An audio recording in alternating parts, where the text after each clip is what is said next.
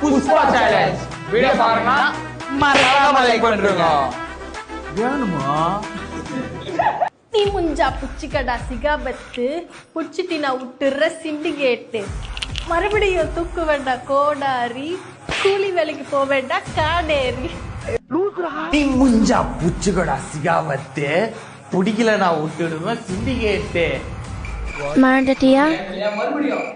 மறுபடியும் தூக்கு வேண்டாம் கோடாலி காடேரி போக வேண்டாம் கூலி. டேய் என்னடா டயலாக் இது? எவன் எழுதி கொடுத்தானே அது இப்படி பேசிட்டு போறான்? நீ முஞ்சா டேய் பாடுங்கடா. அதெல்லாம் தட்ட முடியாது. நீ முஞ்சா புச்சுக்கடா டேய் பாடுங்கடா.